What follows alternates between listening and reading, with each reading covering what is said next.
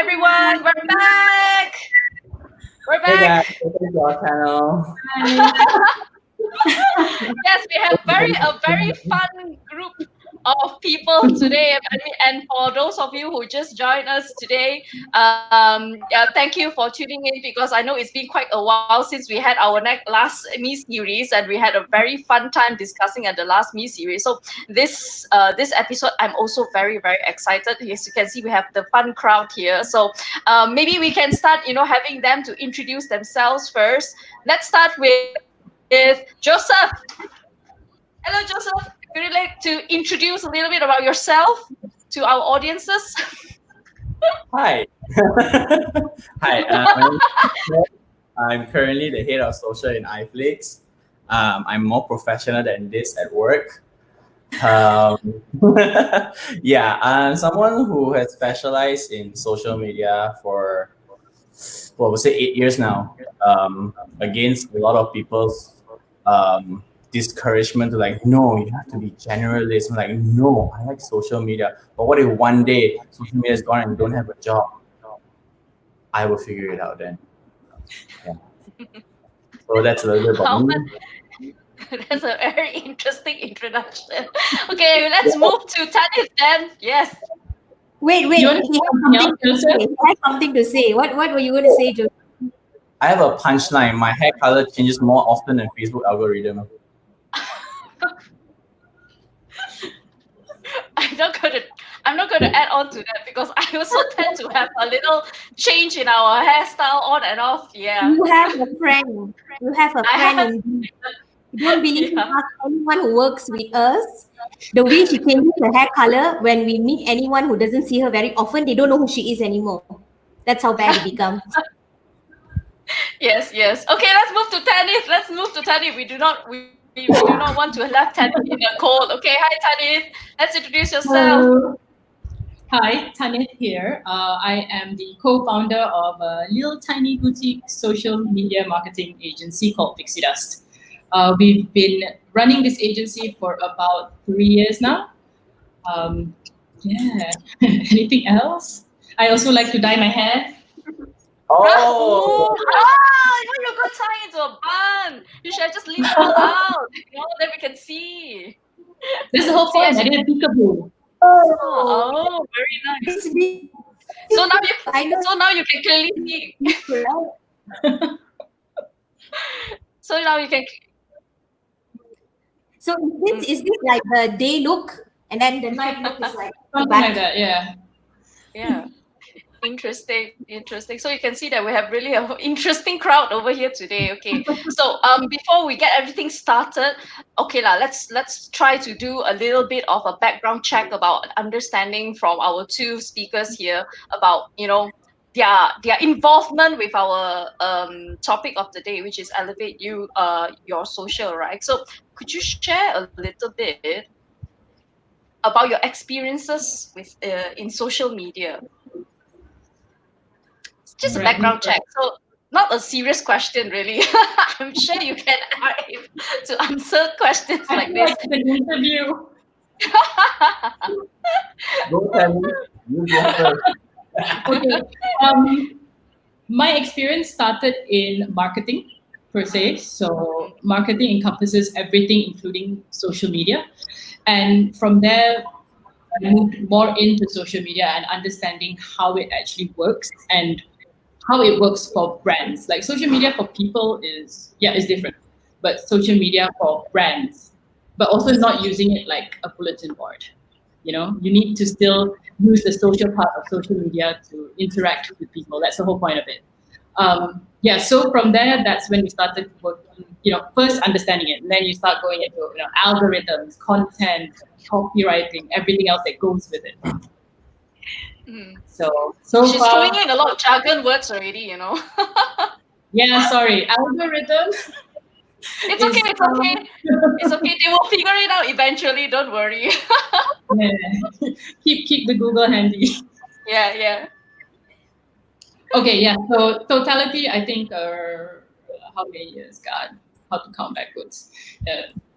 5, 6 years, maybe. Wow. Joseph, what about you? So I wanted to be an influencer, but it didn't work out. So I tell I do social media. No, I'm kidding. That is not the path. That sounds like a very familiar path that I see a lot of people is planning to do right now, actually. And that's where you'll never get to become an influencer. Okay, guys. Okay. Um, so I started actually as a graphic designer. I was designing very, very boring banners. I designed for education fair until my laptop hanged.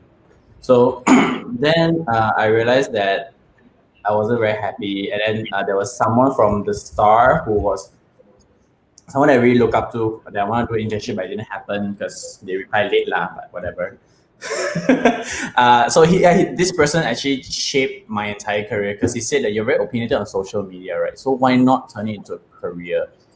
It's something that's happening and it's changing very soon.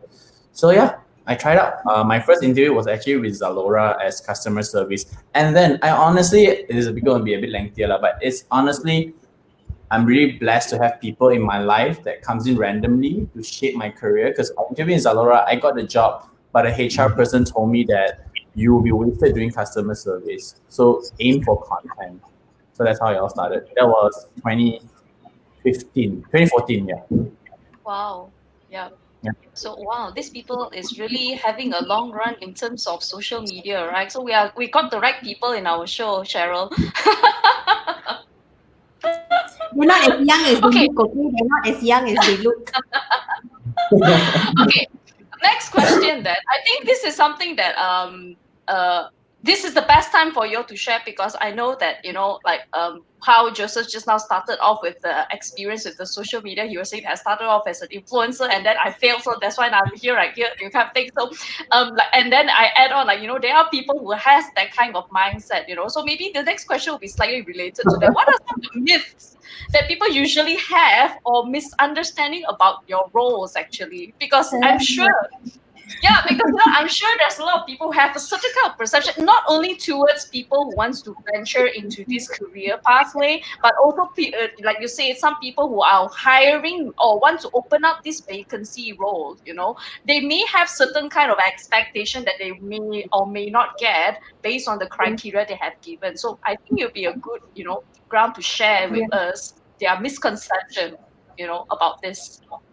Because currently, guys, you notice, I mean, if you watch YouTube and all these things, you have YouTube ads that say, do you want to start a social media business? All you need is this, this, this, and this. And it make it sound so easy. Like, it's COVID. Start a social media business, right? Like, that's the solution to everything. You just pop a pill and you got social media, right? What do you guys think about all these things popping out now, especially during this whole COVID season, right? Well, I think one of the things that people think that our roles are like is it's easy. You take picture, you post. That's it. And it's like, it takes a lot of planning to actually come up with content, in general, and monthly, yearly, whateverly content. It takes planning. What kind of picture you're going to use, what kind of style, what suits the brand tone, what is your objective, what do you want to achieve by it, and it's a lot of thought that goes into that. But people usually think that, so you post, you talk to them, you comment, finish. It's like, no. Exactly that. There is this misconception that we shouldn't get, I mean, this is a whole new discussion, but like we shouldn't get paid well as well, because when you do posting, you got a phone, right? You got iPhone, right? You can take the picture, right? Yeah, but there are very obvious quality differences. Other misconception, people think it's a very glamorous job.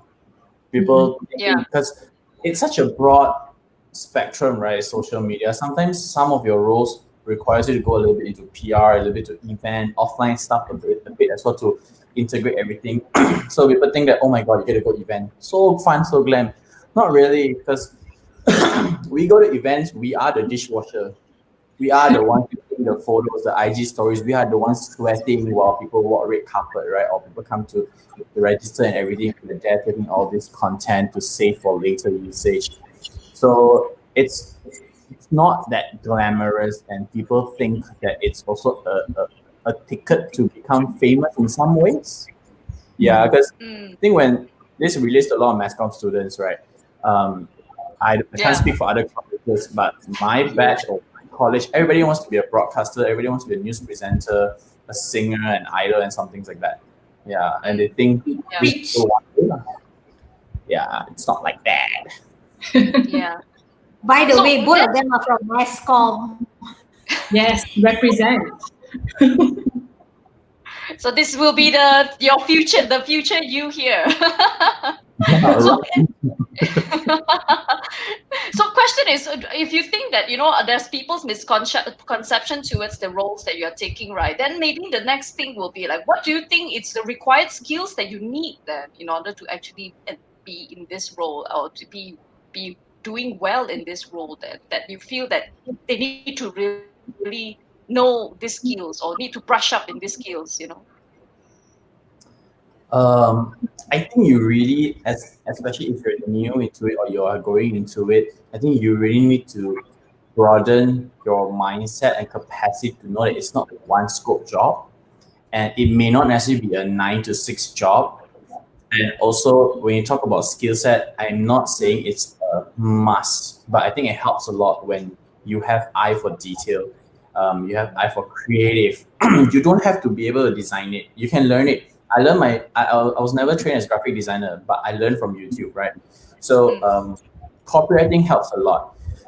Excuse me, because when you strategize and when you plan, if you are doing the copy, if you are planning the visual reference and the direction, the art direction, it all comes together so much easier than separating into silos of you do this, I do this, and then we compile everything. Yeah. Yeah. So in the long run, it makes you more valuable. When you reach my age, you become more valuable. Sounds like Tim Uh, is very old. Yeah. Then, So, Cheryl, I don't know lah. What are we, Cheryl? What are we, dinosaurs? I think. But yes, what Anything to Joseph add said, on? yeah, yeah. I think what Joseph said is very true. You do need to have a very good eye for detail, and also understanding design. We've actually we hired someone to work with us, and that is one skill that we're still teaching her. When it comes to design, put it in the center, make sure your kerning is nice, make sure it's readable. So when it comes to a visual, you have to know how your audience will view the visual, what they're going to see first, what they're going to see second, and that's how you put the placement. So your main message has to be the first thing they see, and then the eye line will move. So which way do you want the eye line to move? And then does that reach your objective at the end? What do you actually want them to do? Do you want them to click on something? Do you want them to like, comment? So all that plays a part, and that does help in terms of skills you need for social media. A good understanding of language is good too. You know, Grammar, spelling, and so on. But there's things like Grammarly and stuff. So your spelling's not that good, use these things, use the apps. Don't use iPhone autocorrect. iPhone autocorrect very bad. Please, I've done it a few times. um, yeah, I think apart from that is also sort of understanding human behavior. That's also very important. Understanding how people perceive and how people will interact. It helps you initially strategize and plan your social media. Because I know if someone sees this, what do they want to feel about it? Are they feeling inspired? Are they feeling motivated? Or are they feeling like whatever it is you're trying to achieve, it has to be. So you sort of have to understand what people do on social media platforms. It's also good to sort of know the trends that are going out, whether or not it applies to your business. That's secondary, but understanding what trends are out there, what's going on. Can I use this to my advantage, or will it look cringy? And then perhaps. Yeah. So basically, it's also they need to be a bit more forward thinking in order for them to actually think of like, will this be the next thing? Do they need to have certain kind of like this kind of forward thinking, future thinking, forward kind of skills that they have? So that, this could be the next thing, that kind of thing. I think I think it's more of you have to be sharp, and you don't necessarily have forward thinking, but you need to have creative thinking and not to take one thing for what it is and one dimensional. Because trends are trends, right? Once Yeah. one trend happens, every brand takes it up. It's no longer a trend. It's an annoyance already. But the ability to think that, okay, I see this trend. Let me think about it. Does it work for my brand? Am I the first to do it or the second or the third?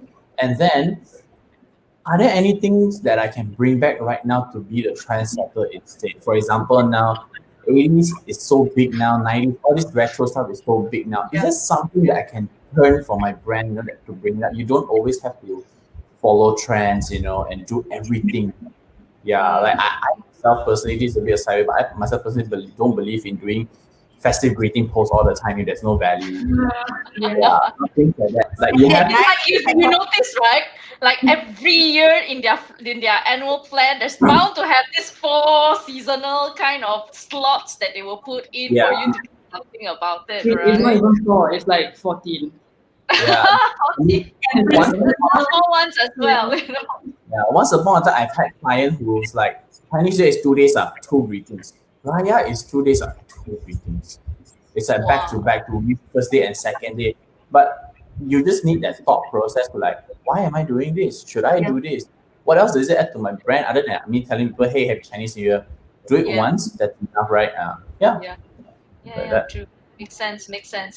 Okay, I think I like that Joseph actually touched on this topic that actually brought me to the next kind of discussion that I actually want to highlight on as well, because this is also pretty interesting that, there are some individuals, or like you said, companies that, take on extremity in order to generate attention, and be known in this platform, because, social media is definitely, there's a lot of competition out there, and you want to be known, you want to be out there so that people know it's you. So sometimes there are individuals, or sometimes there are companies who try to do really funky and funny stuffs, in order to generate attention. What are your thoughts about it? What do you think about that?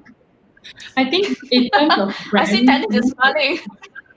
yeah, in terms of brands, you need to know your own brand personality, and then from there, link with it. Because if you're trying too hard, it's quite obvious to everyone else that yeah, you'll get the But this is, PR, and they say the bad PR is still PR, yeah, but yeah, you yeah. sort of want to be known as you, Mm. you as a brand, as a persona.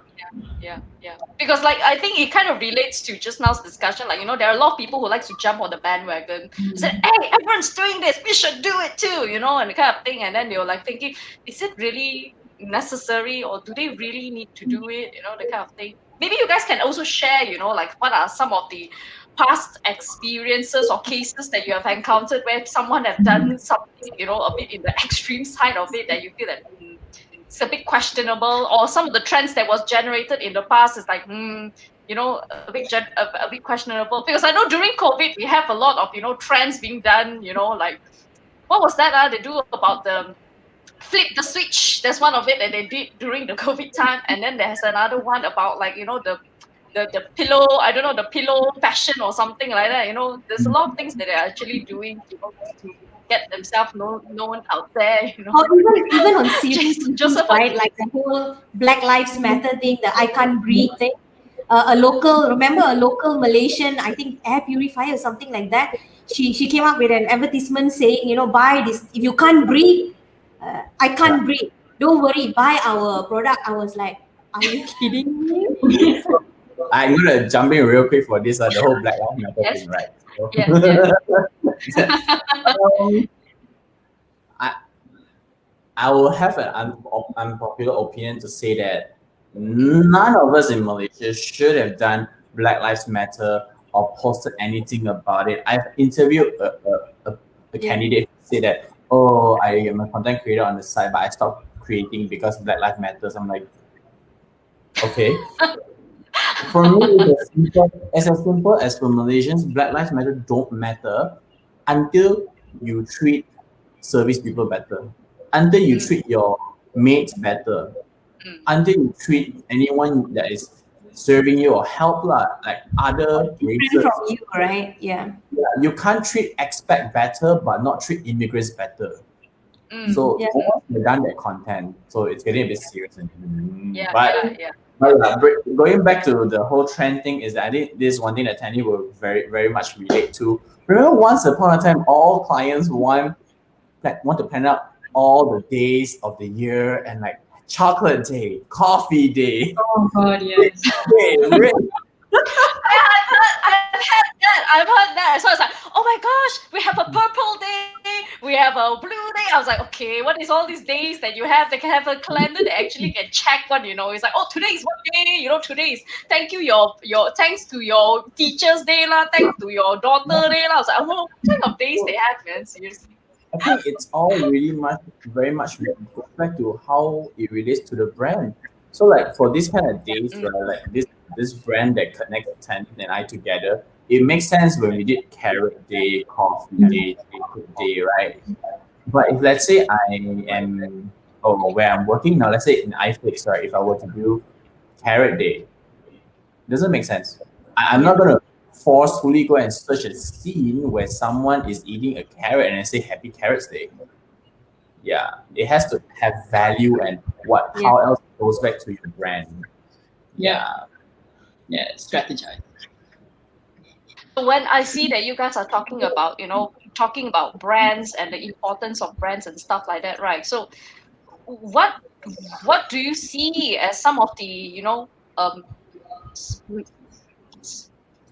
like tips or methods that you feel that to get your brands more stabilized or enhanced in social media? That is there any suggestions or points that you can actually share? Can hire us. That's the only tip you need. That's a good point, actually. You should get their digits after this. Because I think this is something that a lot of people have this perception that social media is not this is what do you think about this sentence? Social media is not immediate ROI but long-term brand building. So building the brand, you know a lot of times people will have the perception, I'm sure a lot of businesses as well, they expect that, hey, hire you guys, sure, hire you guys, so when do I get my ROI?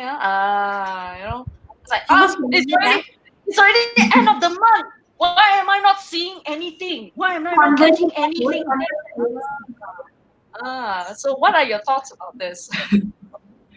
Um, well, I think it's not just social media. I think the marketeers, the PR peeps, and everyone in our line can sort of understand the same thing, that ROI is very hard to measure when it comes to marketing, social media marketing too. So the statement is true in terms of the statement. Yes, social media is not immediate ROI; it is brand building. There are a few brands that have actually completely exceeded and managed to build their social media in a very small amount of time, which we give hats off to them. That was brilliant. But generally, it will take time. It takes time to build your brand, build your persona, build your customer base. And it's also very important to interact with your customers. So, for example, let's say I am following, just going to throw a name out there. Okay, I follow Group Remedies, which is a skincare brand. I've been following them for about a year now because I like their stuff. But I haven't actually converted to be their customer yet. But every time I see them post stuff, I'm like, I want to get that. But it takes a while of me interacting with them to actually make a purchase. But at the end of the day, after like a year, maybe even a year and a half, I'll actually make that purchase. And that's where you get your ROI. You build it. So Yeah. you're building your base, you're interacting with your potential customers, you're showing them who you are as a brand. Because that's what they want to see. Who you are, what you stand for. Apart from of course your product line and everything, but it's more of showcasing your sort of personality. If they comment, please reply messages because it makes a very big difference. Yeah, I agree.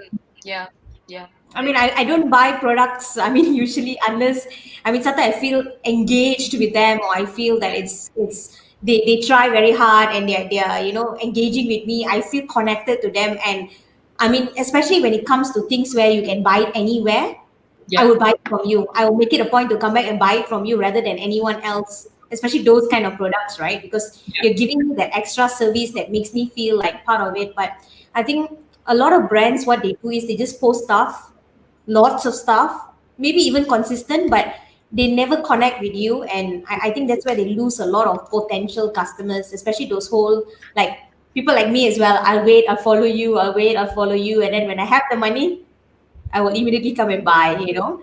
Yeah. I mean, that's how I look at things, because I feel like, wow, you're really good. You know, there's consistency in what you do, and whatever you do, your identity is actually clear from beginning to end. I was just Yeah. wondering, how do you all deal with this? You talk a lot about brand, right? Brand identity, their brand DNA, and you guys are working with many, many different clients, correct? How do you like speak their brand? You have to basically eat, sleep, like really know them. And Yeah. why I'm asking you this is because I worked in hospitality many years ago in Sunway, and we hired an agency. And of course, this is 2012, at a point where social media is like rubbish. Like, you need a social media person. Like, the PR person manages social media. The PR person does basically everything, marketing, everything is lumped into one. So it wasn't something they considered to be super important, but it was like kind of getting traction. And we hired an agency, and everything, the agency didn't really understand who we are. They were churning out content, right? So how do you get to that level where you really understand the brand, right? Like who they are, what they represent, and sound like them. That's very important, right? Sounding like who they are. So it doesn't sound like someone else is posting for them, then it becomes not genuine, right? Yeah. How do you all Um, do it? I mean, what's the secret? well, for my side, Joseph may be different, but yes, you can continue that after this. For our side, we actually really like to sit with the client. We ask them a lot of things, a lot of questions, and from there we sort of build up the sort of brand identity. And for us as well, there's two of us, well, three of us. So we split our brands. So each of us can really focus on, well, it won't be one, you might have probably like four at a time to handle. Yeah. But you really know how your brand speaks. So some of them can be a bit more, sort of corporate-ish. You have a slightly more, I'm not going to say corporate tone, but you're a bit more careful in the selection of words. And some brands are a bit more, friendly, like your neighborhood bar or whatever. Then you want to be a bit more casual, a bit more chill, use a bit more jargons like, hey peeps, hey guys, what's up, how you all doing, that kind of thing. So each brand has its own sort of way of speaking, and then from there you sort of learn a bit more about the brand, what they represent, what they want to do, and from there you sort of create that persona. I guess it takes training, but it's possible to do. Yes, definitely. I mean, I've seen some brands that have done it amazingly, right? And you would Yeah, think that it's someone from in-house because of how they really know the brand so well. yeah, Yeah. Yeah, I Joseph, think what do you it's think? I agree with Penny to say, because like I mean, like on a brand side, because like I'm not a client, right? So like, client. So like I've just appointed a social media agency. They're called Pandan Social, right? And what we started doing immediately when we kick off is that we sit with them. uh, I work on a rotational basis, like work from home and office. So like when I'm working from home, I go to the office, and then we do like a once a week or bi monthly thing where they come to office and work. So we just make sure they get all the information, everything we are saying, they hear it first from us. There's nothing that's being left out, and it's just a lot of research and That's a time good point. taken. Yeah.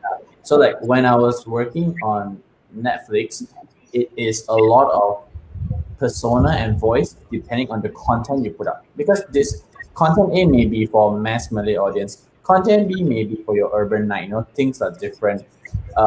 With iFlix now, we are speaking very, very Bahasa Kampung, and I'm very fortunate that I grew up very Malay. So that is fine. But I think it's the willingness to also um, learn, right? And also for brand side and agency to always just be aligned. Because like right now, when I look at my iFlix account that's being handled by the agency, the one who's doing the community management sounds exactly like me. So it's a good thing because you just need to be aligned to be one head. Yeah, I think there is that whole, forgive the language, but it's not bad word, like bullshit that's happening where agency and client, right? It's a lot of like, I'm client, your agency. No, you are brand. Together. Yeah. Together, Yeah. you are the brand. You're only working towards making the brand better and more visible. There's no agency or client. It's just people working, and you Right. retain your job. Your story. That's all. That's a very good point. I think that you need to kind of work together, and you're like part of the same body. And when you don't understand that, and you think you're competing against each other, that's when you have problems, right? Because you're trying to kind of outbid each Hmm. other, Yeah. You know what's and a it good you happens. know what's a good confusion is when you look at the page like, did I reply this or my agency reply this? Huh? Mm. It's a good problem. Yeah. That's very good. That's really like really good kind of planning in terms of responding towards this kind of sentences and information, right? Yeah. Because for like Yeah. doing research, right, just to add a little bit more, is that Yes. if you guys are doing so working on social media right now or going into it, right, Yeah. don't be afraid to have a cutoff time for yourself. Like, hey, this is my time to do research. So every day I cut off work at 4 o'clock, and then I Yeah. just if I take a toilet break, I'll be there very long because I'm scrolling through all the feed. When I was working on beauty brands, every day I just see Sephora, go to skincare. Now I'm on OTT. I'm only looking at the other OTT as well, right? And also movies, specific title accounts. Just give yourself time and do research. And honestly, a lot of things that's happening with the kids these days. You're very old when you say kids. Huh? I think with kids these days that because of society's pressure and it's Yeah. 2020, everybody beat themselves so much Mm. and they feel like they're not performing. But you don't be the judge that you're not performing. You just do your best and let others judge you on that based on your performance, your superior and all that. Huh? Yeah. Yeah. Yeah. But how do you deal with, because like we kind of mentioned a little bit the tease just now, like the return of investment. I don't see any return. I don't see any impact. The kind of thing. Do you How do actually you sit guys down? deal with that? I mean, do you Yeah. do you have clients? Sit I down. mean, do they Yeah. speak that language with you guys? Mm. Like, Sorry. do they speak that language with you guys? The whole ROI thing when you guys first start off, especially in the beginning, right? At the Yeah. beginning of the relationship, until they really understand what you Yeah. guys do and how you all contribute that value, right? How do you Yeah. get them to understand that part, right? The Yeah. ROI is So do you not actually sit down with them to talk, like say, hey, you need to be prepared that this will not get you there until when, kind of thing. Do you actually sit down to talk about it? On an agency, I've always start with that. Yeah, it's always like that. It's a slow burn game. Um, and the ROI is sometimes also non-tangible, yeah. and it's yeah you will it's as cliche as big as not you will see it when you see it on agency side. Yeah, I always say that when they say like, so what's the ROI? Don't know. Later you will see. Yeah. But like on brand side, I've been very very lucky, very blessed that the brands I've worked with in the past years have always been like social is only for brand awareness. It's only for reach. Nothing more than that. Yeah. Yeah, I've actually got brands that we do have certain campaigns. So how we talk to them is first off, yeah, straight up when we first sit down, we tell you what we can do and what we can't do. Mm. We can't wave our magic wand and suddenly you have I don't know how many thousand followers. It's not going to happen. Yeah. Yeah. So that is within the first meeting.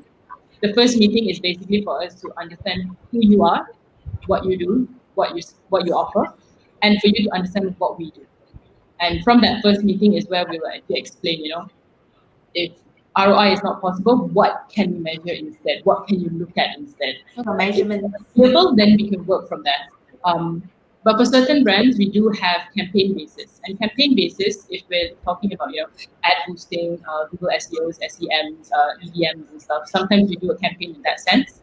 Yes, then maybe we're doing a conversion campaign. So promo going on site, we are driving traffic to their website, and from the website we see the purchase rate. So it's not, as Joseph said, it's not so much tangible, but you do have a bit of data there. So from the Facebook boost, you can actually see how many people have clicked through. From the website backend, you can also see how many people have been on, what's the sessions like, what's the bounce rate, what's the initiating purchase, the purchase rate. And from there, you can sort of make a judgment based on, okay, I've spent this much money on these ads, I've generated this much sales in this amount of time. So you sort of have something to work on there. And then you work on how the ad went, the visuals. Yeah, it's getting very technical. So But yeah, in a sense, there are campaigns that we can run if they do want to measure an ROI. But social media in general, your feed, what you post, not so much. Yeah. The ROI is a lot of it, especially if brands are looking for sales, that is not the ROI that we can give you. Yep. But the ROI comes in your views when Mm, you like Tandy said, right? These are sometimes vanity metrics, but it is what is justifiable for social media. mm, mm. Makes sense. Okay, let's Definitely. try this question instead then, because I think there are a lot of people with that misconception that social media is should be used just for personal usage, or there must be a distinction between personal use and business use, the kind of thing. What are your thoughts about it? Or it doesn't matter, like both can be combined together. What do you think about it? When you say combine, what do you mean? Yeah.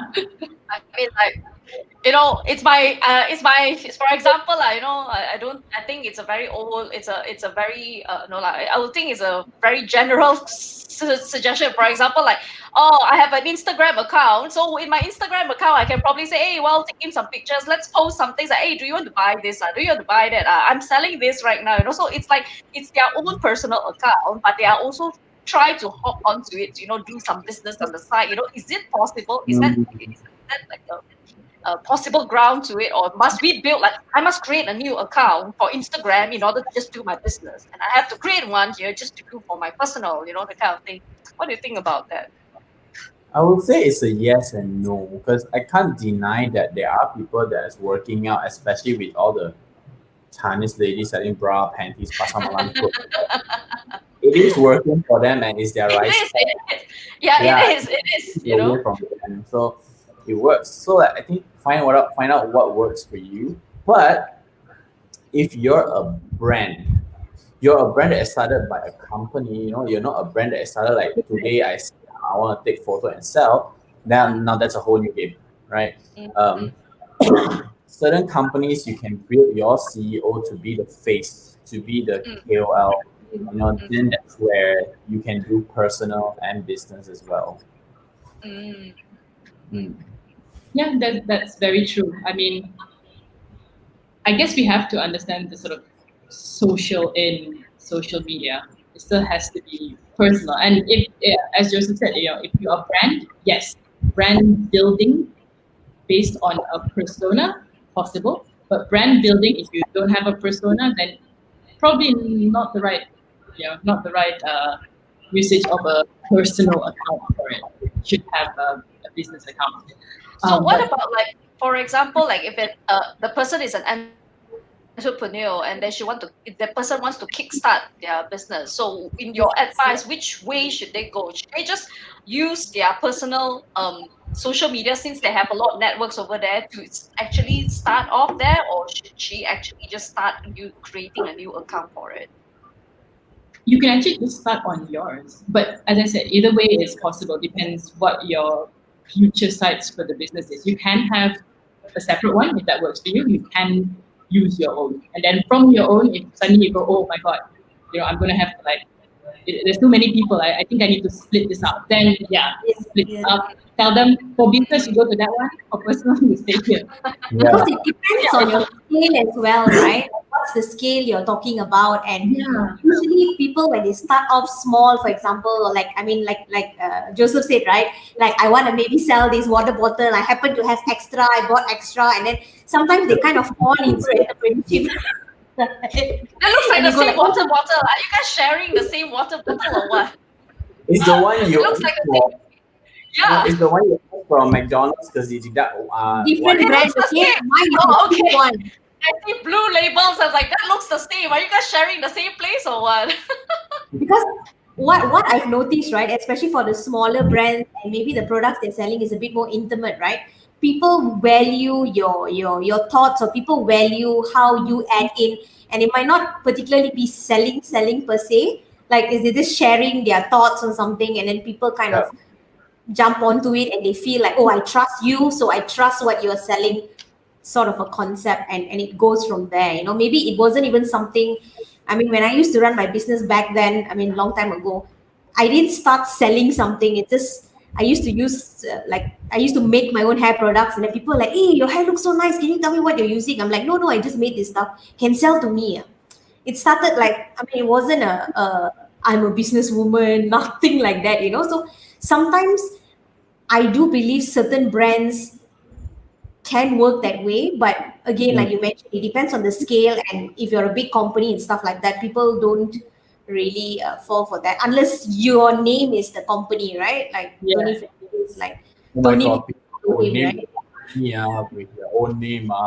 But it's a very good space for dual strategy, right? So I'll take, for example, let's say, okay, lah, let's say Tony, lah, right? Tony. And he will definitely have his own account, and that's all Yeah. for your business related and your engagement and everything else. But as Tony, as a person who started all off and you already have a substantial following, people know you already, this is where you can inject culture to show people what's behind that's happening with the brand. Make it personalized and then elevate your brand's social media by using your influence to drive more ROI lah, to there. Because once people like you, they'll follow you on wherever you are, right? Like whichever platform, they'll go to your company platform because they already trust you. So are Yep. you saying it's easier now to move them to different directions? Yep, exactly. Yeah, but it's all very. How do I put it? It's there's no right or wrong, Yeah. right? There's no Different rules. go for There's people. Yeah, fantastic rules, yeah. yeah. I mean, like for people like Social media myself has no. and Tanny, there's no rules. Like people for me and like people like me and Tanny, we're probably like, if we're gonna start something, we're gonna start a separate account, right? We're not gonna put it on our own feed and own stories because we're really on our own feed. Talking about business, like really, yeah. I think we have Separate that the a lot public with. and the private, right? I think we have that with a lot of students as well. When we ask them to run projects, right? We said, maybe you can try to boost this up in your social media. Then the first thing is like, miss, you want me to use my own account to go and promote about this project? They are like a bit like worried and skeptical and like, why would I want to use my own personal, account just to boost, about my own project kind of thing. So they do have the kind of, impression that, I don't think I want to put this in my personal account, the kind of thing. Yeah. Yep. Okay. Yeah. So I was going to say, on the flip side, Yes. some people actually manage to market themselves very, very well. So they actually do use their own personal one, whether or not it's motivational or to sell something or just as, this is, Yeah. oh, this is what's happening today or this is what's happening today. But they have a potential of very good personal branding and therefore somewhat of an influencer. So in a good Mm, way. yep. You have Someone just different levels of influences now, right? Micro, macro. Oh, it's crazy amounts. yep. As a student, true, correct. Yeah, I used to be very Really? nervous about promoting. Like I used to be like, I promote my own company on my account, my own account, and then I realized that no one's going to judge me for it. It's my company. If I want to promote my account, yeah, so let it be. So now I've actually started, sharing my own stuff or sharing, what I've been doing or behind the scenes of what we do as a company, our photo shoots, our video shoots, our designing, us being crazy because there's just so much work. So yeah, I don't do that because like I have never okay my freelance work I promote, but I've never promote the work I do on a full time basis because it's just that this mouth is very dangerous and I'll get myself in trouble. I mean, the company will get in trouble. So He has to be very careful with what he says. So that's why he said, I have to censor myself every time I post something in my own personal account. Why do I? so my mom used to say that if I were to be a politician, I would be assassinated on the second day at like maximum. But I've seen like my ex CMO, right? Like Trump is he still around, so it's not too bad. so my ex CMO he puts his Instagram bio, Chief Marketing Officer of all the brands. Oh Yes. my God. Yeah. No. Wow. I mean, for me, if I'm working full time, it can be known on LinkedIn. I separate my social media very, very clearly. So I don't Yeah. want to put it bio in my Instagram and things like that because Instagram lah, right? Sometimes people just DM you for weird stuff, and you don't want to be held accountable for things you say as a personal, like as a Yeah. person, versus the brand when you're off hours is a different thing. But is there a difference really? I mean, for example, when you all talk about social media and your personal stuff, is there a dimension between your personal? Are you held accountable for on both sides? I mean, Mm, especially if your accounts are public, right? If mm, your accounts are private, then maybe it's a different matter. Yeah, my mm. account's private. Yeah, I searched this afternoon. So, oh, private. But mine is Smart. public. Yeah. I don't know. I think I'm a very different person. I would say I'm very extroverted on social media, but like in Mm, person, I'm pretty introverted. Yeah, I love that mm. COVID happened. Sorry, I love that I get to go home. I save a lot of money and things I post on social media. It's 50-50 lah. That shows the real person. I like to mock. I like to mock everything around me. So that's fun on social. I just want to have fun on social media. Yeah, I don't take it too seriously. What about this question? I think I find this. I don't know whether if you have heard or watched about this a new Netflix movie called The Social Dilemma. I So apparently, haven't. You have really, to. really I have deleted to. my How Facebook can on my phone right after. When if I watch and then I want to do social media, I'm going to be jobless. no, But because it is not I think very long. it gives a very strong impact, especially we've heard that there's a lot of reviews about after they watch the movie, a lot of young young users of social media panicked and got really worried that maybe they should remove themselves from their account and whatnot, so what do you think about it? But if you have not watched it, it's interesting lah to hear what do you think about it though. Is it because they share that? Sadly, Is it because they share that? Oh, they're It's, watching you, it's in or things Netflix like that? actually. You can go and watch it in Netflix though. fun fact, I actually do not have Netflix. Ah, okay, maybe, Serious? maybe, I got, I maybe. got, I got one empty slot if you want. You can offer it to you. But I think if we don't look into the movie per se lah, maybe you can see from your own perspective lah, the dangers of social media. This is the current thing that people is getting worrisome about right now. So what are your thoughts about it? It's like how much should I involve myself or share my personal information or share my personal experience into social media, and to what certain extent? Actually, before you guys debate, because I haven't watched it, so I can't say much. I also But have not watched it, so but I want to throw it to everyone who's watching right now. What do you guys think? I'm sure you guys watched it already. Like, I the don't think comment any of them watched it. I wonder if any of the viewers actually watch it. Cheryl watched it. So Cheryl watched. She said she panicked and yeah. she created a Facebook account in her phone. So tell us about it. What are you I so think, fearful? I think it's not so much like the reason being like you. It's just. Have you watched the movie Inside Out, the cartoon? Yeah, yeah, The With the emotions and characters, feelings yeah, and all yeah, that. yeah. No, The yeah, few yeah. angry, emotions, sad, the Yeah. the happy. sadness, the happiness. Yeah. Yeah. So imagine that as the control room, angry, sad, joy, but instead of it being emotions, it is social media people at the back of it deciding like, oh, you're playing your phone, then suddenly you take your phone and put it down, and I decide to talk to Tanit face to face, right? And suddenly they go like, okay, she's logging off her computer. I mean, logging off her phone right now. Send her a notification. Then the thing goes ding, and then instead of going to talk to you, I go back to my phone. So it's like there's like a control room inside of this system which basically tries to engage you constantly to use your apps, your social media, and all these elements, so you constantly be engaged and disengaged from the world basically, and the whole core reason to it is to advertise to you different things. That's the if I would sum it up lah. The That general is so deep. I'm just like, why can't I have blonde hair as my natural hair? That is so deep.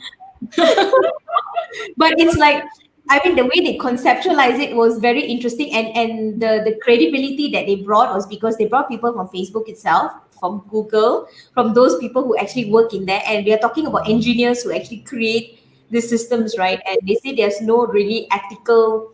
Um, they do have Guideline. like they do have people who are supposed to, they call it, what they call them, ethical designers. So once a system is created, then like Facebook or Google or whichever system, right, they will come and say, okay, but this one, we don't think is the best idea because ethically it's, there's some concern with the design and things like that. But a lot of focus is on profit, so they don't care how they get you viewed or how long or what it causes you, but as long as you constantly get on that bandwagon of social media. Sign So into the social media. yeah, I mean, constantly be engaged on social media. So there are good things as well towards what social media does in this context as well, but a lot of not so good things as well for them to get you to engage on a certain product, depending on who their advertisers are, of course, and what they're trying to sell you. But yeah, So so I think it the kind main of it's kind of relate to when Tanif was giving us all the jargon words about algorithms and the ads, yeah. the I don't know what to say, the boosting of the ads and stuff like that. Oh, I think these are basically what it's related to how Cheryl is implying about this lah. Like Yeah. the purpose of them, putting on and taking tabs into algorithms to say how long do you spend in this platform, and what should I push inside to make you stay longer in there, that kind of Or thing. I think convert that's you to a certain whatever it is lah. Yeah. But I you don't know know. Maybe it's I mean, dramatized. There's a lot of dramatization, of I get course. my coffee, okay? I'm not disappearing, okay? literally is disappearing to avoid this question. It's like Tanis, no, Joseph is leaving. It's like I'm But all alone fighting for this job. with this whole direction of people using social media, especially now, right, with this whole COVID situation. I mean, a lot of us are still working, like myself and Lee, we're still working from home, okay, till now. And I believe a lot of companies have asked their staff to, like, I think Joseph is doing rotation. A lot of people are still kind of working from home, large percentage of time, and not many people are back physically, fully, 100%, right? So a lot of people are still on social media quite a bit. And I think we can't run away from talking about TikTok. Mm. Cannot TikTok. run away from talking about TikTok. Oh, My question is, right, TikTok has always been seen previously as something which is very kiddie, children are on it, but I seem to see there's a lot of take on businesses starting to use TikTok as a social media to promote their brands. What do you think about that? I've seen a lot of Malaysian brands as well jumped on this. So what do you guys think about TikTok and brand? Do you think, I mean, I don't know. I would like to hear from you guys. What do you all think about? I had to ask you this. I'm so sorry, but TikTok. I've been warned to not download it. I've been warned to not download it and get into it. So I listened well to the I've advice and I downloaded didn't get it. myself involved into it. I've wait, so downloaded it. what was the question about TikTok? Yeah, I she said, said, what is your opinion about TikTok? should Oh, businesses be using it to build their brand or to get didn't engagement? know.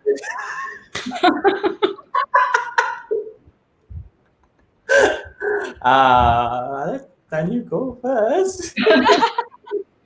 What do Someone you actually think? shared about the summary of the social dilemma inside here. Yeah, thank you, Fazro, for sharing with us.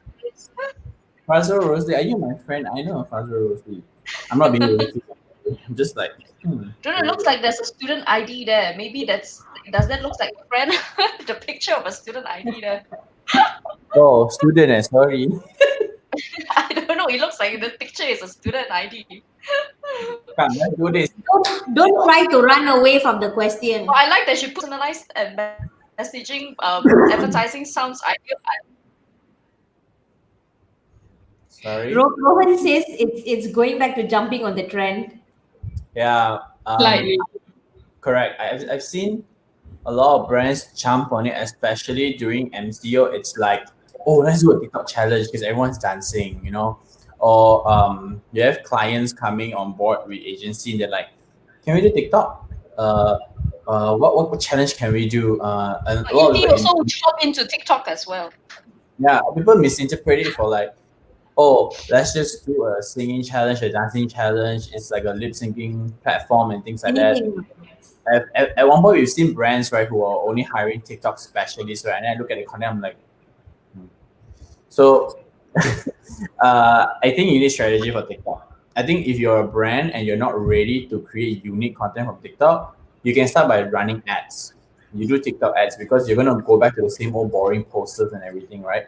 Till the day you decide that you're ready and you have budget to do unique content, then you go on TikTok. Yeah, I actually don't have TikTok anymore. The only reason I downloaded it, yeah, I only downloaded it because I wanted to see what it's all about. I mean, as the industry, you have to download it. You have to see. You need to know what's going on, right? Yeah, but I think back to the sort of earlier point about the social dilemma. Um, Actually, because my job is social media, typically when I'm home or when I'm with people, I log out completely. If I'm on holiday, I legit lose my phone. So work is work. Yes, work is work, but to be fair, our work is 24/7, pretty much. I mean, minus the cut-off time that, okay, I'm asleep now, I'm not going to reply messages, but typically, yes, I check for work, but it's not something like when I go home, it's my cut-off time, let's say it's 10 p.m. After 10 p.m., no more, everything else is tomorrow, then I'm pretty much not on my phone anymore. So I guess in terms of the social dilemma, it is based on, like you were saying, I mean, it's a lot deeper than that. There's a lot to discuss about, I think, that single topic alone, but just have a disconnect. Have a point, especially when you're in person, put the phone on the table, face down, concentrate on whoever's in front of you. I think Be that's human. Be human. right. I think I can see that I can see that there's a similarities between Joseph and Tanis in terms of the trend in social media, that even though this is part of their job, right, they can really draw the line between like, hey, this is my time, this is job time, that kind of thing. I think they can actually draw a good distinction. I think that is actually very important, especially if you want to involve yourself Boundaries. as as like a specialist in social media and stuff like that. This is something that you need to know how to clear cutly draw your line, that if this is my personal account, I will know how I need to manage it according to how my personal account is. And or if this is my time, I will know when I need to shut off from working and not being involved in social media. I think that is actually very important as well. I think that so goes I completely stopped posting on Instagram. Yeah. I completely stopped posting on Instagram. Like every time I post something, all you will get is your friend posted for the first time in a long time. And to the point I started using that as my caption. Last year, every year everybody does the best of 9, right? So I broke best of 9 because I had 3 posts last year. They showed me 3 no. posts. It was white. That's like me at Twitter. And I feel like this is very interesting because people will say that, but you are working as a social media specialist and expert. How can you don't get yourself active in social media? They kind of like scratch their heads. Like, how do you not embrace yourself as a brand for your own job kind of career way? What do you think about that then? Yeah, every time I say that, Do we people have ask me, to? every time I share that, people ask me that, but it's also because I'm very OCD with social media. So like I spend the whole day planning for the brands, and then when I go back, I look at my one, I want to post it, but like, oh no, I missed the best timing. I missed out the planning and the color grading and the whole color spectrum. Then I'm like, oh my god, I I'm miss taking the I food just of start all over again. picture of the food that I ate just now. I missed the chance of doing it. that's when I just went like, oh, you know what? I'll play a game on my phone. Long- yeah. I think I posted way more than you. My last post was the 31st of August. Last year. So now I'm waiting for tomorrow, and then I'm going to say I woke up, September ended. Oh. me up in September. So Huh? I need to emphasize this point to my students or whoever who's hearing me today. I say, so kids, it's not wrong that even though I am a mass comm lecturer, doesn't mean that I have to be active in my social media account. There, Hello. proof from these two people who think that doesn't have to be. No, guys, as Being long as non-existent is she different. knows, she knows a TikTok dance, then she qualifies to be a math Uh, lecturer. At least I know what is TikTok. Enough already. As long as I know what is TikTok already. If there's So any going back students to Cheryl's listening in, question, right? yeah. I think Sorry? he actually, honestly, secretly, she has all these accounts, but it's under like some pseudonames. I think it's all under Mm. I don't have time for Facebook, that, Twitter, man. TikTok. Can you imagine? She probably likes Blackpink I on the don't. Insta. I wish I have time for that to create pseudonyms and say, hey, I am this whoever. I'm this. I wish I could have time for that. Unfortunately, I don't have. But I That's think why. at one point I fell into that because for the longest time, for like 2 3 years, my Instagram was only flat lays of products because I was like, oh, because I love skincare and beauty stuff, right? And then I decided to create another account and I private it because I was like, I can't flat lay my friends, but my friends get angry when I don't post photos of them. They think they're not good enough to be on my feed. So I did that. Even that also I gave up. I was like, you know what? No need now. See the hassle of even managing your own account. I guess because you're doing it very strategically and constantly for other Mm. brands and clients, right? When you come back, you just want to kind of disengage from all that, right? But I think Tanik mentioned something that I want to bring the conversation to, right? You talked about, hey, our job is not 9 to 5, 9 to 6. So students who are listening, in case you're listening, don't Oh, I know where this is going. easy job. Don't think it's an easy job. It's not 9 to 6 or 9 to 5, right? So what happens if, I mean, how do you guys deal with a lot of negative backlash? Or sometimes it's not even negative because you posted something bad or anything like that. I remember when I worked, again, this is a long time ago, in Hotel Line, they were just angry that our rules stated, because Sunway, right? Sunway Group, we have a property in Ipoh where we don't allow kids under 12 years old. It's because of the whole principle of, wellness, and you don't want to have kids screaming and shouting, right? I remember someone posted something about that, and in less than an hour, the comments were like going crazy, right? How do you guys deal with things like that, which is not maybe from you all didn't post something which created a negative backlash, but it could be something existing that just dissatisfied or people are unhappy with the kind. I mean, how do you all deal with this kind of negative backlash? I love community management. Like I'm a staunch believer that community management has to happen at every stage and every brand. And I started off as that as well. With negative comments, I would say case to case basis, but I also believe that don't always shy away from it. There are two ways to go about it. If your brand is very lenient, you can take the risk versus reward, right? Like, do you be a little bit sassy? Do you be a bit confrontational? But if not, then always kill them with kindness. So my reward when I do community management is always when the angry fans end up apologizing to the brand. I'm like, my day is done because I love it when you apologize back to me for being angry and being an asshole to me.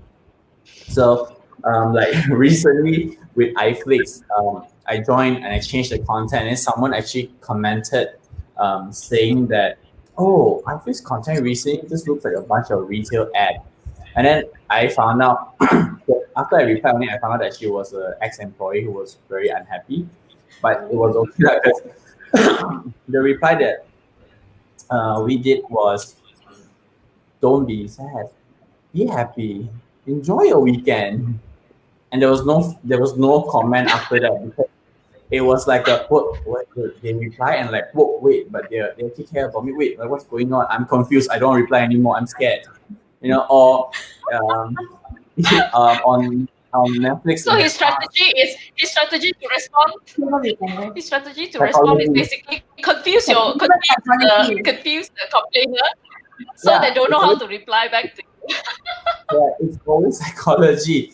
On Netflix, people were always so angry that we don't have the office. It's always that. And they were like, "Where's the office? You're not doing your job. It's just putting the content in. What do you think? We don't want this show, that show. We only want the office."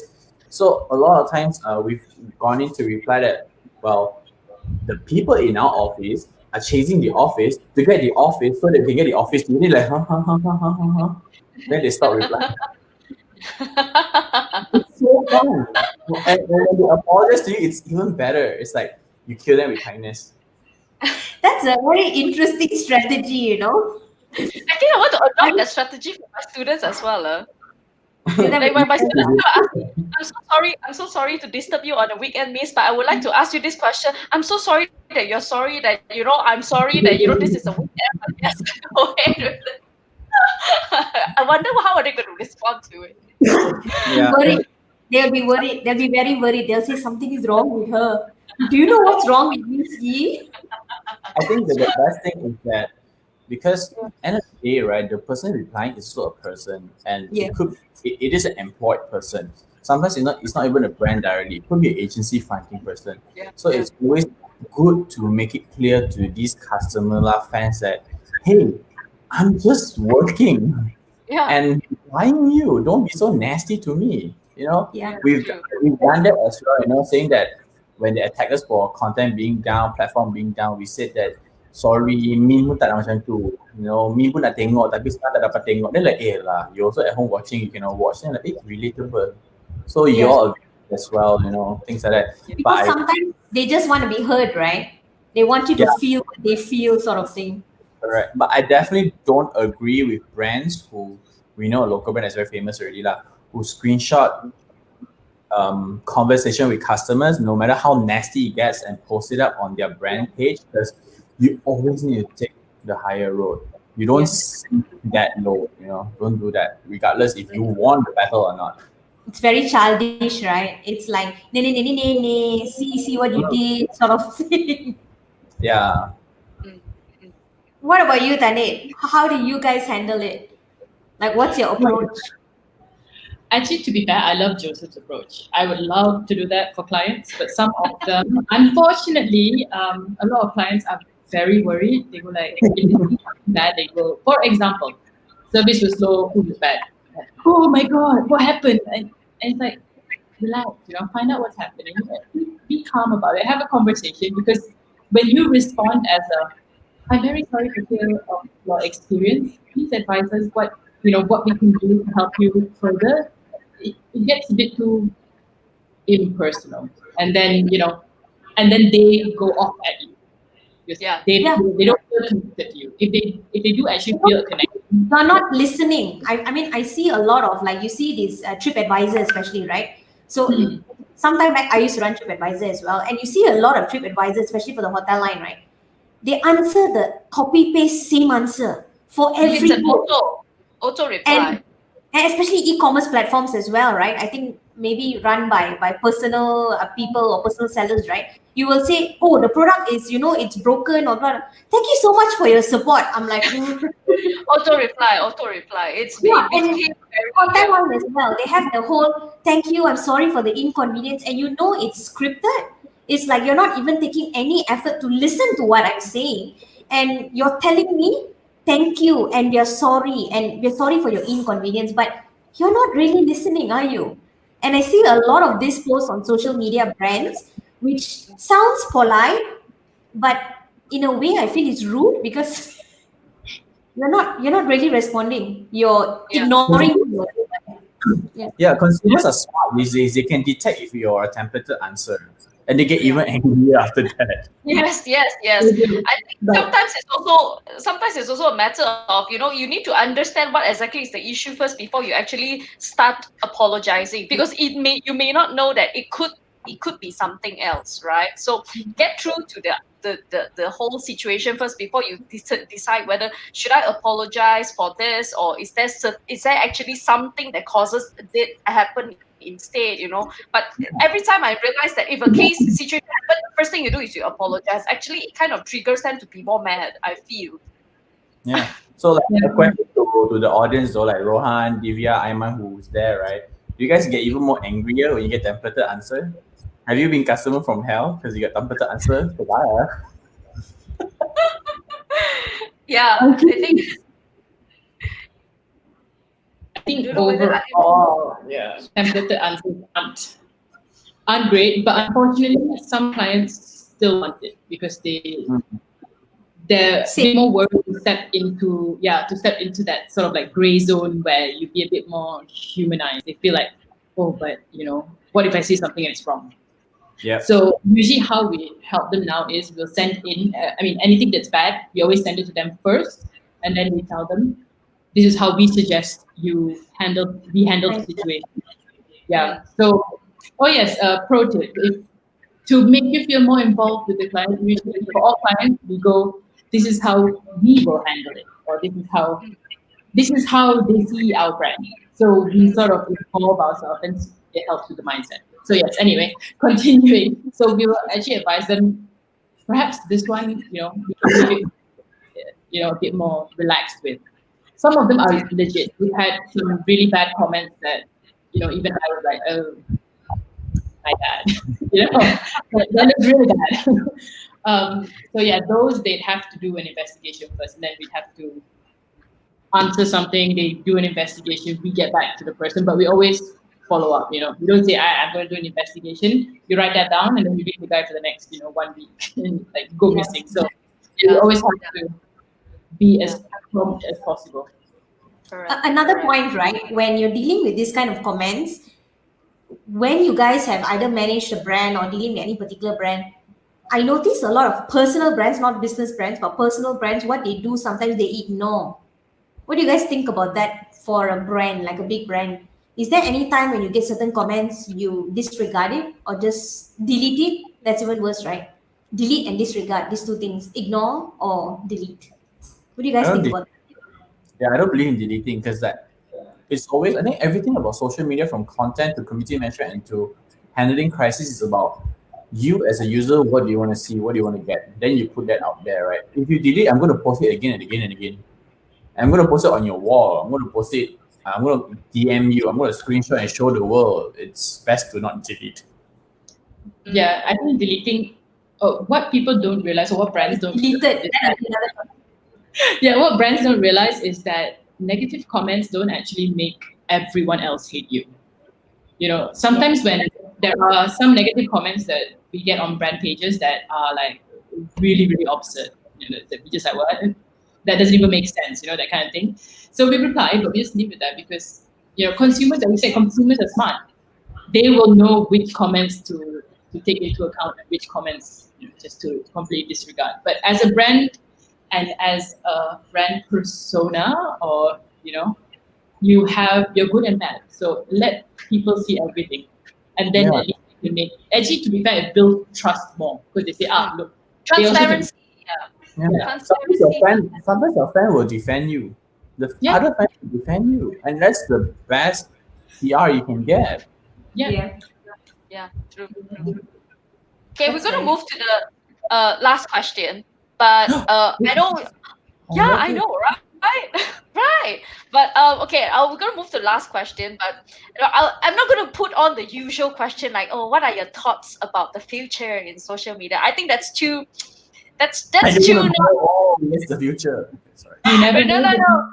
Yeah, we're not going to go into the future kind of thing because you never know. It's unpredictable in social media anyway. So instead of that, I think I'm going to add on with this last question instead. Can you please share with us one of your exciting updates, in social media that you feel you want to share with us? It could be something that frustrates you, or it could be something that's exciting to you that you want to share with us, or maybe share with the viewers. Maybe they can take note about it. So, Miss Key, you update Miss Future, right? Huh? What? Miss Key, update Miss Future, right? You also ask Future in the end. This is not future. This is exciting updates currently. Currently, not future. Currently. I'm not asking you to predict future. I'm asking you currently, what's something that excites you in social media? Or something that frustrates you in social media right now. A pet peeve, so to speak, if it's frustrating. Okay, let's do one. Something that you want to highlight. One. Can, sure. If you can think about it. Yeah, sure. Because Missy is very old. Missy is not updated with the trends right now. So you tell me what's current right now so I can relate with my students. I can't think of the exact yet, but frustrates me is that every social media platform is becoming like one Same. another. It's getting too Mm, similar. mm, So mm, I went on. I started being active on LinkedIn only like 2 months ago, mm. and now I see it's slowly becoming like Facebook. This morning I saw someone post an OOTD, right? And with motivational quote, I'm like, whoa, get the hell out of there. And then I see people post this meme of like their mom and dad calling and saying that you will be lucky if you get this right now. I'm like, yo, this is not Facebook, it's not a meme time on LinkedIn. And Yeah, I people, agree. I people agree. don't, I'm very frustrated because people don't realize all this little content that they do to add on to making it too similar to other brands. That's when slowly, right, all these um, platform are going to realize, and that's when your algorithm change. Because LinkedIn is amazing right now. Organic reach is so Right. amazing, It's but amazing. everything, yeah. And we have another content pillar now on LinkedIn where it's the chain mail, right? I'm sure you guys have seen this. I took an interview. My wife was behind. My baby was crying. I've seen 5 people post it, and then at the end they're like, "This is not my story. I will share this. Share this if you agree," and things like that. I'm like, you have chainmail, you have quotes now. So that really frustrated me when Yeah. Yeah, there's individuality. Like yeah, I agree. when Facebook launched Facebook Story, I was so pissed because oh my god, I got Instagram Story, now got Facebook Story. You know, it's Actually, the same. Instagram also, Insta Stories actually got that idea from Snapchat, anyways, right? So they were inspired by Snapchat to come up with Insta Stories, anyway. So it, like you say, like it's an integration of similarities of different Yeah, platforms. I like it to be individual. Yeah, if Maybe I anything, should just what? stick back to, Platforms maybe for I should certain just reasons, right? maybe I should just Yeah, stick back to Pinterest. I think Pinterest is the most. It still remain as the same as it's still a Pinterest, true, true. isn't So, it? no, yeah, no, Yeah. Penny has anything. Tanif, anything that you want to add Yeah, on? I was thinking while you were talking. Okay, that's why I asked you. I need to Hey, you need excite to you let down more. your hand. Yeah. Damn. Actually, to be fair, at the moment, just because it's a thing that we're playing around with, I think the Facebook Pixel is quite exciting. The amount of things, I mean, this is moving into a more technical side where ad boosting and very, very targeted ad boosting.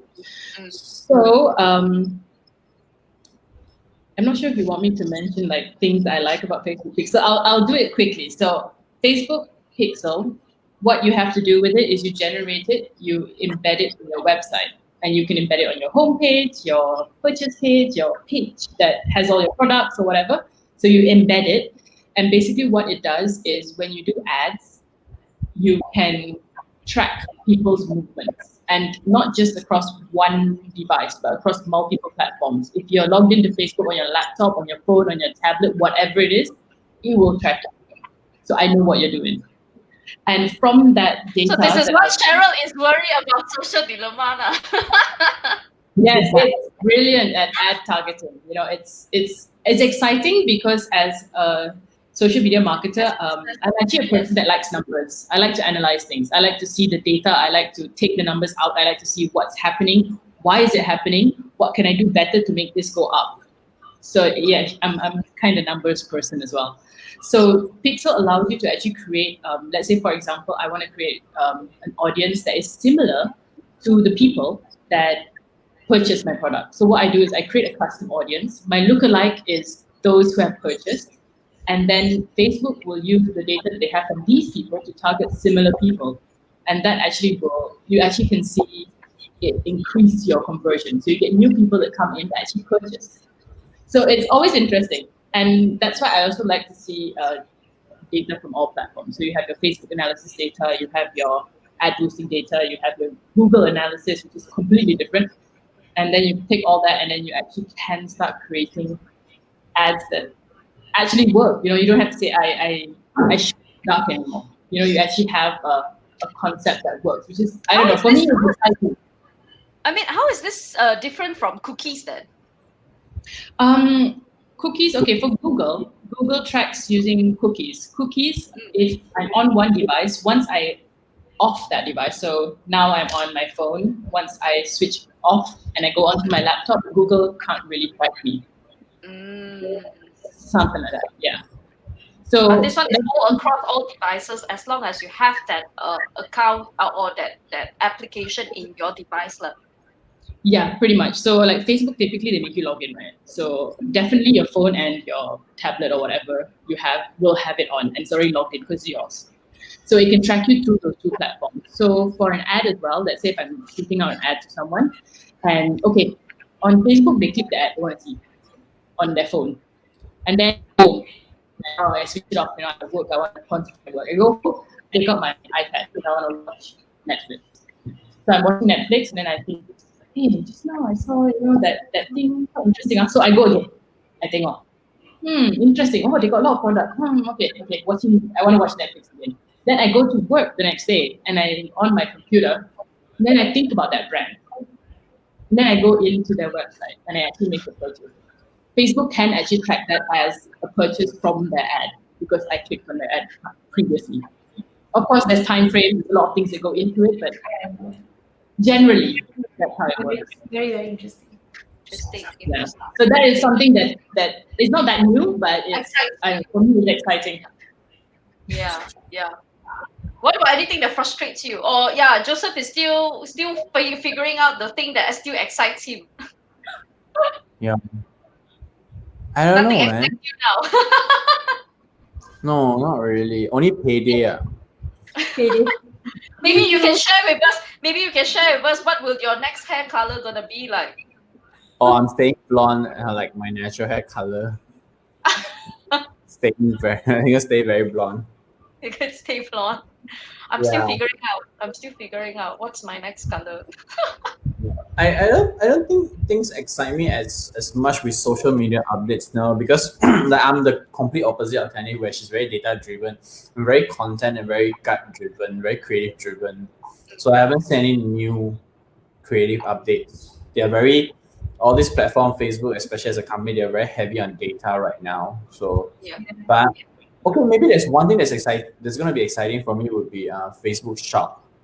Only because I think a lot of people are going to be confused with marketplace and shop, and I'm going to see a surge of more people trying to do e-commerce. Yeah. And that I mean, really Facebook is turning into one of the, sort of like a, how do you say that? Uh, the One the stop.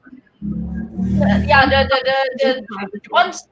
Yeah, because I think they are pretty good with their e-commerce business with their Facebook Live and everything as well. But it's like a indirect version lah, of an e-commerce yeah. lah, because they don't have an official platform for it. So Facebook is becoming a taman kono pasar malam lah. So your vendors are your marketplace, your Facebook shop, and then your ads are your hot link people running around asking you to buy things, right? And then yeah, your news feed is your visitors to the pasar malam lah. That's basically it right now. I feel that Facebook is now getting very, how do you say, very It's very rojak, sensitive. very rojak. I feel I like you think have Chinese laptop probably died. I think Teddy's kind of disconnected. Hey, there's someone who commented. We can all agree that there are no normal times has not also now serve as our workspace. Okay. Yeah. Correct. But Hey. but I make a workstation because if not, I'll just keep falling asleep. I won't be driven to work if I stay in my room. Like it's great. I mean, like personal space is supposed to become a workspace, but always even when you're working from home, right? Like you need to maintain your regular routine of time you wake up, shower. Like actually, you're going to work rather in the mindset. Yeah. If not, you can't work very well. There are times I never leave my office. This is my office, so sometimes I don't know how to log out at 6 o'clock. To remind myself, like log out, leave. I think Teddy's kind of logged out from here, but then I think we shall end here then. I think I she's think coming back. She's coming back. She's coming oh, back. Yay! You're back. We your lost you laptop, for a right? moment. Well, actually, Yeah. it was a lot of time. My laptop said goodbye. Oh, yeah, the Laptop back. laptop is tracking you to say that, hey, off work. I thought you were frustrated with the fact that Joseph had nothing exciting to say about social media. Guys, she just didn't like us. That's why she just Bye. Or is that one of the magic, social media magic that you're using that we don't know of? Like Snapchat. Bye. Okay, thank you so much. I think we shall end it here, but thank you so much, everyone, for joining, and also thank you, everyone, our speakers here, for taking your time. We hope that what's coming up soon next week. Cheryl, are we having anything next week? We will Yes, send you we our are. invoice. Okay? Yeah. We are Don't going to forget. look at relationships That will be surviving 2 weeks COVID. from here, right? 2 weeks from here. Oh, that I also very From that will be here, 2 weeks from here. That I'll be very interested relationships if we are surviving bringing in COVID. couples who are surviving in COVID. I think that's very interesting, especially if you have two couples who are stuck in one place, and then then you're talking about managing a workspace station, and then you have one corner here, you have one corner there, and then you do not know who is managing what. Yeah. So yeah, we're gonna get, I think, two couples coming in to discuss about how they survived COVID, basically. Right. So please So do still tune in to surviving, our, right? How did they yeah, manage to face it, and what works, what doesn't, what are some struggles, and how are they continuing on? Because I think there's been a lot of different arrangements. I mean, since yeah, COVID occurred and now, and probably till the end of the year as well. And I think now is a yeah, good time because you've gone through those rough patches probably in the beginning and kind of adapted, same like how we're adapting to the workplace at home, right? How are these couples adapting to that space, sharing workspace, for the new example? You routine. always have Yeah, that personal yeah, workspace, you go and you do your work stuff and then you come back. yeah, So how is that adaptability working out, and how have they kind of uh, made things in a way that it's become, we're talking about new normals but at home, right? What is their new normal at home, and yeah. what are some of the things that they've done? Yes. How So do I please do. navigate through? We got baby low. So we haven't apparently, apparently productivity has increased during MCO. You are right. Productivity has increased during MCO. You're true Joseph about that, doesn't though. know because he's not on Instagram. If you see every other Insta story, I'm not joking, or Facebook feed, I mean, among my friends anyway, across the ages, like everyone is pregnant. Yeah. Or, See, productivity. I told you during MCO, very very good, very good that is strategy. something I predicted at the beginning of MCO will happen. Not in my household, not in my household, but yeah, in everybody else's. Okay, so we do tune in to us for our next episode. Thank you so much, everyone. I shall see you guys. Please, bye, bye, bye. Wave, bye.